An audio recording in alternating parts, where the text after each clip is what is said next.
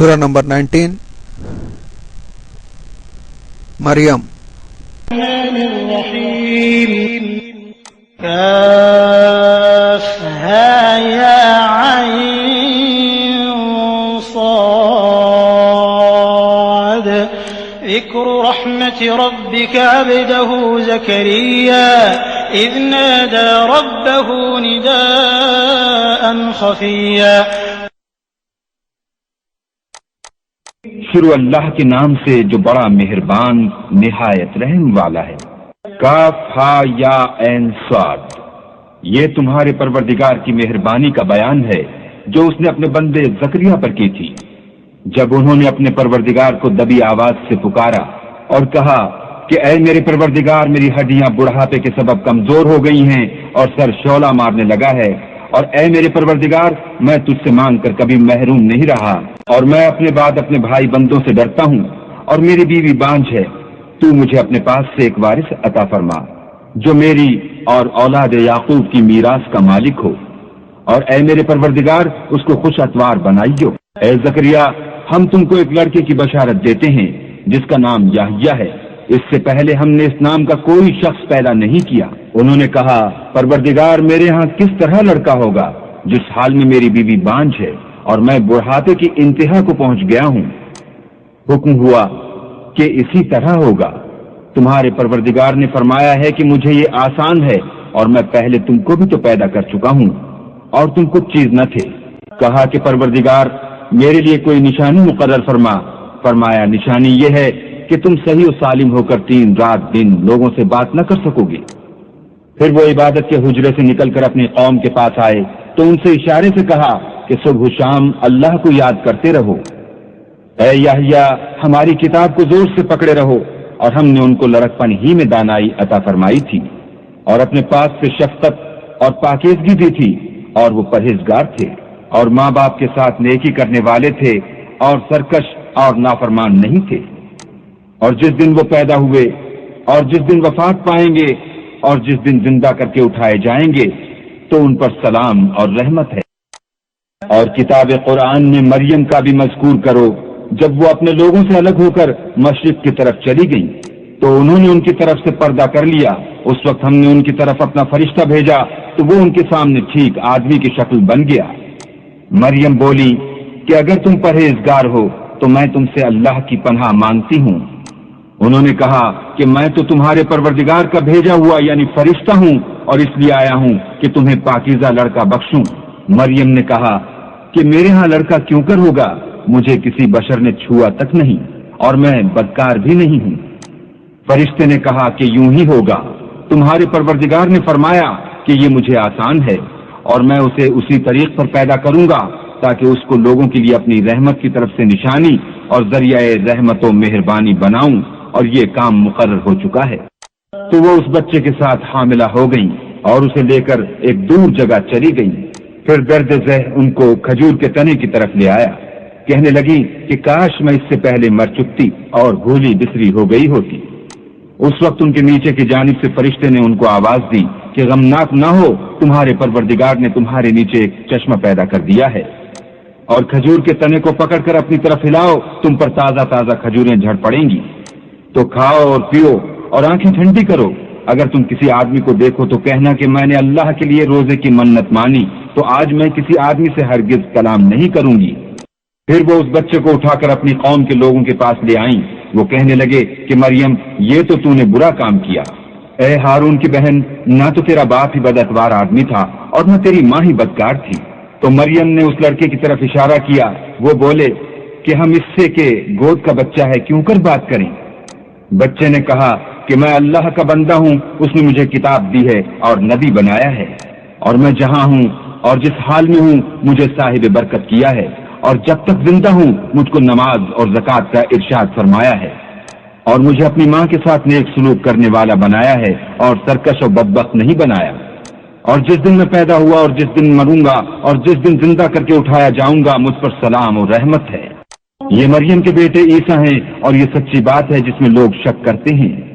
اللہ کو سزاوار نہیں کہ کسی کو بیٹا بنائے، وہ پاک ہے۔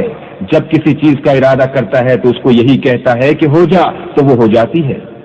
اور بے شک اللہ ہی میرا اور تمہارا پروردگار ہے، تو اسی کی عبادت کرو، یہی سیدھا رستہ ہے۔ پھر اہل کتاب کے فرقوں نے باہم اختلاف کیا، سو جو لوگ کافر ہوئے ہیں ان کو بڑے دن یعنی قیامت کے روز حاضر ہونے سے خرابی ہے۔ وہ جس دن ہمارے سامنے آئیں گے کیسے سننے والے اور کیسے دیکھنے والے ہوں گے، مگر ظالم آج صریح گمراہی میں ہیں۔ اور ان کو حسرت و افسوس کے دن سے ڈراؤ جب بات فیصل کر دی جائے گی، اور ہے ہاتھ وہ غفلت میں پڑے ہوئے ہیں اور ایمان نہیں لاتے۔ ہم ہی زمین کے اور جو لوگ اس پر بستے ہیں ان کے وارث ہیں، اور ہماری ہی طرف ان کو لوٹنا ہو۔ اور کتاب میں ابراہیم کو یاد کرو، بے شک وہ نہایت سچے پیغمبر تھے۔ جب انہوں نے اپنے باپ سے کہا کہ ابا آپ ایسی چیزوں کو کیوں پوچھتے ہیں جو نہ سنیں اور نہ دیکھیں اور نہ آپ کے کچھ کام آ سکیں؟ ابا مجھے ایسا علم ملا ہے جو آپ کو نہیں ملا، تو میرے ساتھ ہوجئے، میں آپ کو سیدھی راہ پر چلا دوں گا۔ ابا شیطان کی پوجا نہ کیجیے، بے شک شیطان اللہ کا نافرمان ہے۔ ابا مجھے ڈر لگتا ہے کہ آپ کو اللہ کا عذاب آ پکڑے تو آپ شیطان کے ساتھی ہو جائیں۔ اس نے کہا کہ ابراہیم کیا تو میرے معبودوں سے برگشتہ ہے؟ اگر تو باز نہ آئے گا تو میں تجھے سنسار کروں گا اور تو ہمیشہ کے لیے مجھ سے دور ہو جا۔ ابراہیم نے السلام علیکم کہا اور کہا کہ میں آپ کے لیے اپنے پروردگار سے بخشش مانگوں گا، بے شک وہ مجھ پر نہایت مہربان ہے۔ اور میں آپ لوگوں سے اور جن کو آپ اللہ کے سوا پکارتے ہیں ان سے کنارہ کرتا ہوں اور اپنے پروردگار ہی کو پکاروں گا، امید ہے کہ میں اپنے پروردگار کو پکار کر محروم نہیں رہوں گا۔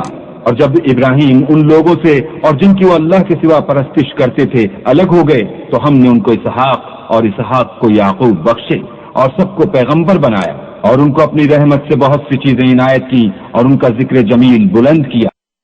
اور کتاب میں موسیٰ کا بھی ذکر کرو، بے شک وہ ہمارے برگزیدہ اور پیغمبر مرسل تھے، اور ہم نے ان کو طور کی داہنی طرف پکارا اور باتیں کرنے کے لیے نزدیک بلایا، اور اپنی مہربانی سے ان کو ان کا بھائی ہارون پیغمبر عطا کیا۔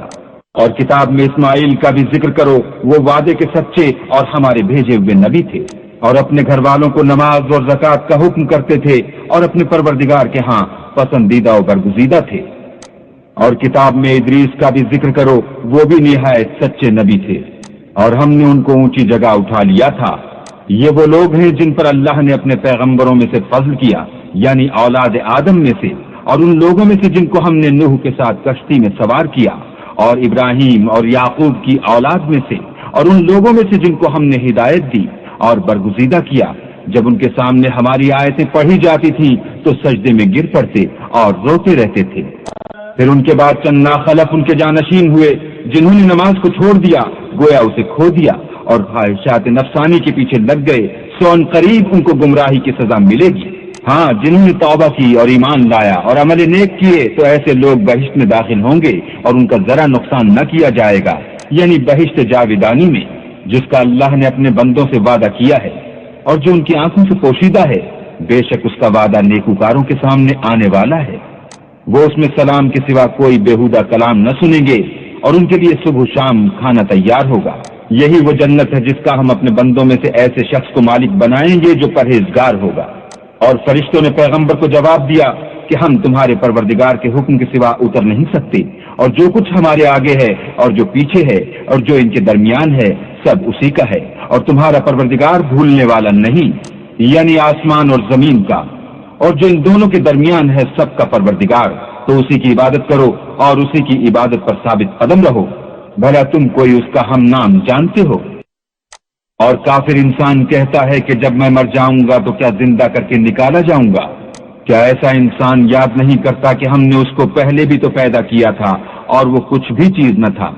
تمہارے پروردگار کی قسم، ہم ان کو جمع کریں گے اور شیطان کو بھی، پھر ان سب کو جہنم کے گرد حاضر کریں گے اور وہ گھٹنوں پر گرے ہوئے ہوں گے۔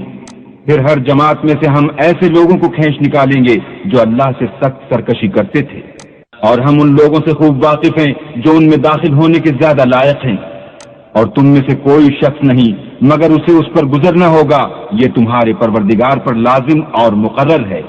پھر ہم پرہیزگاروں کو نجات دیں گے اور ظالموں کو اس میں گھٹنوں کے بل پڑا ہوا چھوڑ دیں گے۔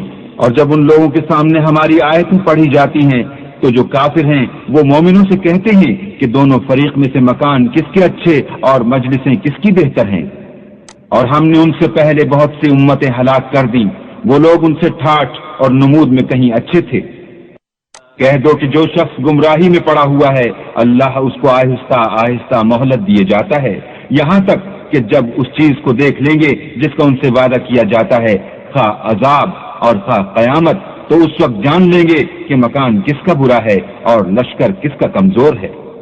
اور جو لوگ ہدایت یاب ہیں اللہ ان کو زیادہ ہدایت دیتا ہے، اور نیکیاں جو باقی رہنے والی ہیں وہ تمہارے پروردگار کے سرے کے لحاظ سے خوب اور انجام کے اعتبار سے بہتر ہیں۔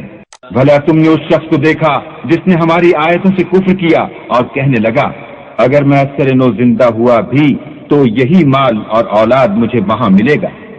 کیا اس نے غیب کی خبر پالی ہے یا اللہ کے یہاں سے عہد لے لیا ہے؟